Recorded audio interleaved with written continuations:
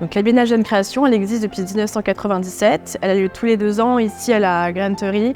Et donc elle apporte un soutien à la création artistique contemporaine et aux jeunes artistes. Donc il y a un comité de sélection qui s'est réuni et qui a décidé parmi 360 dossiers de choisir ces 8 artistes-là. Et à l'issue de cette exposition, donc il y a un ou une artiste qui a été lauréate. Donc ici aujourd'hui c'est Fanny Swatso qui aura une exposition personnelle l'an prochain ici à la Granterie. Donc l'exposition elle est visible du 21 septembre au 9 novembre. Elle est gratuite et la Granterie est ouverte du mardi au samedi. En tant qu'élu à la culture, je suis ravie de vous présenter la Biennale de la Jeune Création et ravie que la ville de Houille puisse soutenir ces 8 jeunes artistes de talent. Le Centre d'Art, c'est un lieu très beau, magique même, et au-delà du soutien que la ville de Houille apporte à ces artistes qui viennent exposer ici, c'est aussi pour nous la possibilité que l'on offre à toutes les écoles auvilloises, collèges, lycées, de venir s'initier à l'art contemporain.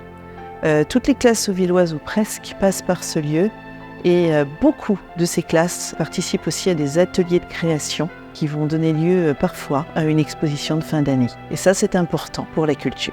Donc l'exposition elle se déploie dans toute la Granterie, de la galerie, la verrière, les écuries et le grenier. Et chaque artiste a pu venir déployer son installation in situ et donc s'approprier chaque espace pour déployer son univers. Donc dans la galerie, on a Héloïse Farago qui s'inspire du Moyen-Âge et des contes. Son œuvre elle fait un peu office de cheval de Troie parce qu'il y a une double lecture. Donc à la fois un discours militant et politique, mais qui est accessible à toutes et à tous par une esthétique très camp, DIY, craft. Dans la verrière, on a différents travaux. Donc il y a Diane Dessoutic, qui est une artiste transmédia qui travaille le textile et son lien avec le numérique, notamment la création de l'informatique.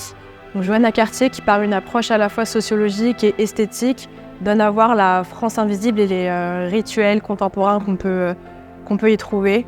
Georges-Juliette Hérault construit des petits espaces, des constellations, dans lesquels il interroge le langage de signalétique et l'histoire des images.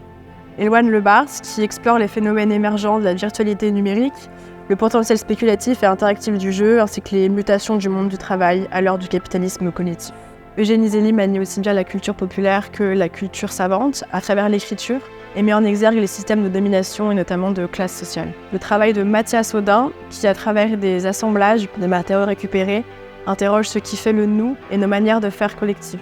Donc l'installation de Fanny Swatso, qui est la lauréate de la Biennale Jeune Création, qui s'intéresse ici aux objets d'archives encore détenus dans les réserves des musées coloniaux, comme celui du Quai Branly, qui sont des objets soumis aux mêmes enjeux de domination et de violence que les corps et les documents.